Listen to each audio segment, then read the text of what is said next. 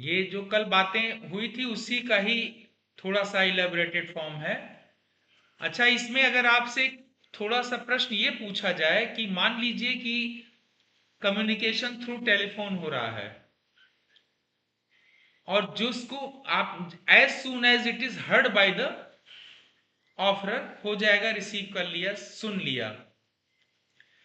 अगर बीच में ह्यूमिंग आ गई या वो नहीं सुन पाया, ये फैक्ट साबित हो जाए, तब आपने इधर से एक्सेप्टेंस कर दी और जो टेलीफोन रिसीव कर रहे हैं उनको ह्यूमिंग के कारण से, नेटवर्क के कारण से, वॉइस ऑडिबिलिटी की प्रॉब्लम या किसी भी तरीके से ही was not able to hear, ऐसी परिस्थिति में क्या होगा?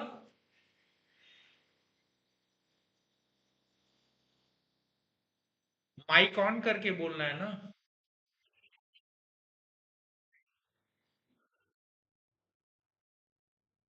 हरी।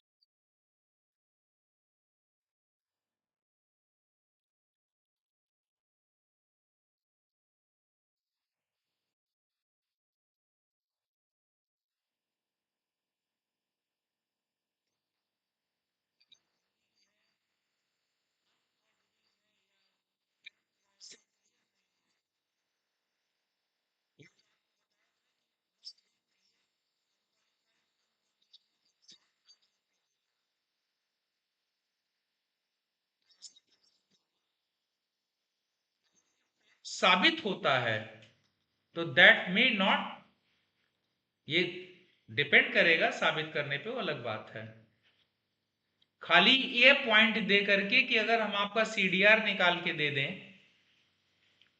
कॉल डिटेल्स रिपोर्ट दे दें कि आपने कॉल की, दोनों तरफ से बातें हुई, इतने मिनट बात हुई, कि इतने मिनट बाद से ये नहीं साबित होता कि किस प्रकार की बातें हैं। ये ध्यान रखिएगा, जब तक ये ना साबित हो कि आपने ऐसा एक्सेप्टेंस किया, उन्होंने ऐसा प्रपोजल किया। सीडीआर के मैटर में सिर्फ टाइम ऑफ टॉक ही रहता है, कितनी देर ए और बी के बीच में बात हुई। सीडीआर समझते हैं ना? हैं? कंपनी निकाल के देती है। क्या बोलते हैं? Call call detail records. Records नहीं, रिपोर्ट है सीडीआर। इन्वेस्टिगेशन पर्पसेस से निकाला जाता है कि किसकी किसकी, आजकल इन्वेस्टिगेशन में ज़्यादातर इसका प्रयोग किया जाता है। कोई एग्रीव्ड है, कोई एक्यूज्ड है, कोई कुछ है, उसकी इसके पहले किससे किससे बातें हुई हैं, कितनी देर कहाँ कहाँ बात हुई है। तो बिना मजिस्ट्रेट के परमिशन की मिलती भी नहीं शायद। नहीं, मजिस्ट्रेट की ज़रूरत इसमें नहीं है। इन्वेस्टिगेशन में हमने बताया भी था सीआरपीसी में कि एसपी साहब के यहाँ पे एक लगा रहता सेंट्रलाइज, अगर किसी आईओ को ऐसी ज़रूरत होती है तो वहाँ पे कोशिश करते हैं कि इसमें, इस केस में इनकी ज़रूरत है, तो उससे निकाला जाता है। इन्वेस्टिगेशन में मजिस्ट्रेट की परमिशन से सिर्फ चीज़ें जांच के लिए भेजी जाती हैं, सील लगती है, वो सब होता है। बाकी इन्वेस्टिगेशन में किसी कोर्ट को इंटरफेयर करने की पावर नहीं है। ये इंटरफेरेंस नहीं है, अगर आपने वहां से ब्लड सैंपल जमा किया है, कुछ किया है, तो उसको भेजेंगे, या विसरा प्रिजर्व किया जाता है, जांच के लिए भेजना है, तो उसके लिए परमिशन की जरूरत होती है मजिस्ट्रेट। ठीक। विसरा क्या होता है? नर्सिंग होम या हॉस्पिटल में आप हॉस्पिटलाइज हैं, एडमिट हैं, और आपका जो चार्जेस हैं वो बहुत इनकर जो किया आपने वहां पे, वो काफी ज्यादा हो गया। हॉस्पिटल्स डेड बॉडी रोक लेते हैं। आपका क्या व्यू है? कहते हैं कि पहले चार्जेस क्लियर करें आप, तब डेड बॉडी मिलेगी।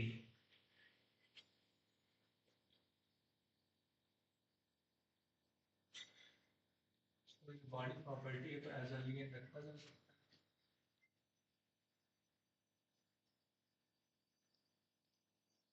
मतलब कह बॉडी प्रॉपर्टी है तो एज एलियन रख सकते हैं, जब चार्ज क्लियर करेंगे तो देंगे। तो आप ये भी कह सकते हैं कि फिर उसको रखने में जो चार्जेस इनकर होंगे वो भी इन्हीं से वसूल करेंगे।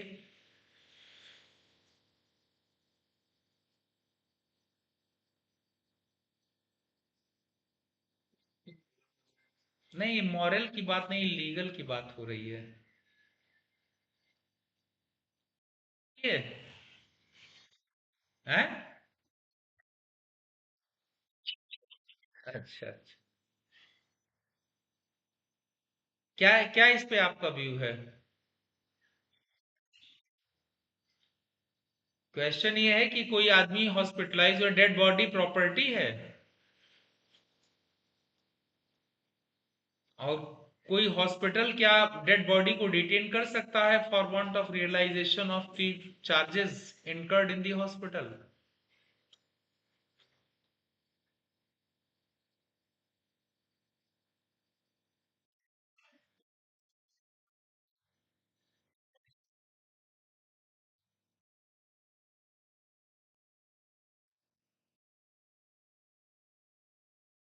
इसीलिए तो पूछा। अच्छा, इस पे आप लोग सोच लीजिएगा एक बार फिर से, ठीक है?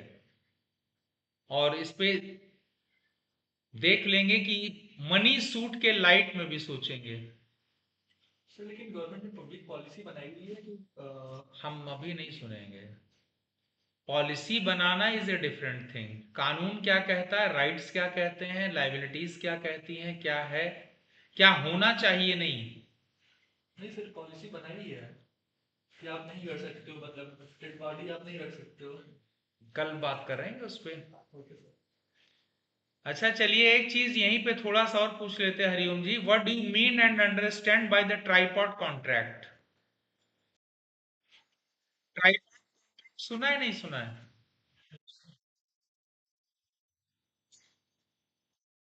वो तो इसका हिंदी इंग्लिश हो गया ना। ट्राइपॉड का मतलब तीन हो गया।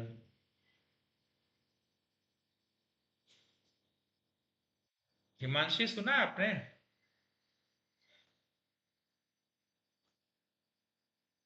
ट्राइपॉड।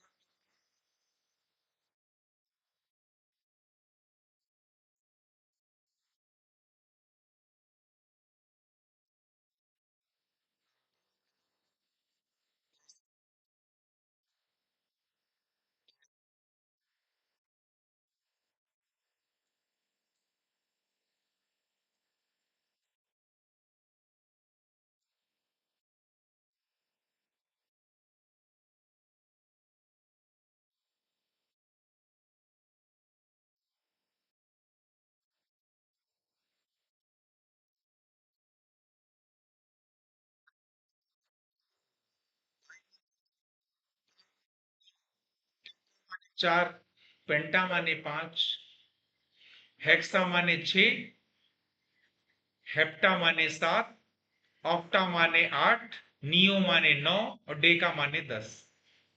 इतना होता है ना। एक एक से लेके 10 तक हो गया।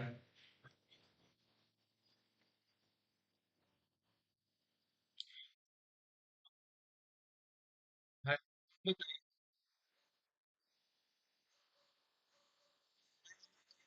इसका जवाब ये हिमांशी अच्छे से देगी, तो देना आप ही को चाहिए था। आप बताइए। सर इसमें तीन पार्टी तो होती ही हैं, पर इसमें जो मेन थिंग है। आप गाड़ी लोन पे लेते हैं, गाड़ी आप लोन पे लेते हैं, हाइपोथिकेशन होता है बैंक में। आप हो गए, बैंक हो गया, और ट्रांसपोर्ट डिपार्टमेंट हो गया।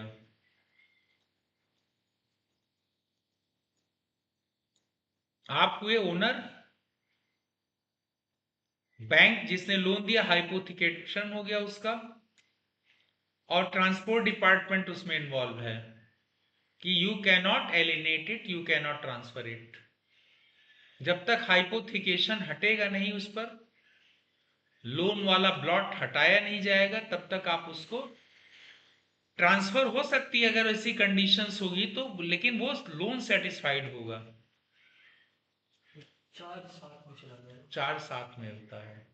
तो ये आपका 3 लोगों का जो कॉन्ट्रैक्ट होता है, ज्यादातर आपके ट्रांसपोर्ट में काम आते हैं ये, या जो आपने थोड़ा सा स्मेल दिया था हरिओम जी ने कि गारंटर हैं, ये हैं, वो हैं, कुछ कुछ आएगा। ठीक है, क्योंकि जब आपकी आरसी पे एक लिखा रहता है हाइपोथिकेटेड टू स्टेट बैंक ऑफ इंडिया, और वो ब्लॉट ट्रांसपोर्ट से ही हटता है। अगर आपने लोन सेटिस्फाई कर दिया है, दे दिया है, तो ट्रांसपोर्ट डिपार्टमेंट में वो आपको एनओसी एक देते हैं बैंक वाले कि इनका है, आरसी पे जाके हटवाना पड़ता है। आरसी पे जाके हटवाना पड़ता है on the basis of that the loan has been satisfied. वो एनओसी देंगे बैंक वाले, तब आप लेके जाएंगे, आपको वहां पे उसको हाइपोथिकेशन हटेगा और नई आरसी मिल जाएगी विदाउट हाइपोथिकेशन की। ठीक है, ट्राइपॉड कॉन्ट्रैक्ट ऐसे कहते, 3 लोगों के बीच में लीगल कॉन्ट्रैक्ट है। कॉन्ट्रैक्ट आपने जनरल पढ़ा है कि दो ही के बीच में होता है। दो का मतलब 2 लोग बाइंड होते हैं, या स्टैंडिंग ऑफर है तो बात अलग है। ठीक है, इस पे सोचिएगा जरा सा आप लोग, डेड बॉडी वाले पे आप भी पॉलिसी वॉलिसी निकाल लीजिएगा कि क्या पॉलिसी है। कोई कह रहे हैं कि कुछ पॉलिसी बनी हुई है,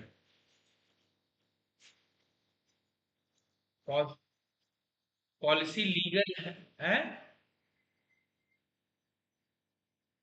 क्या कह रहे हैं?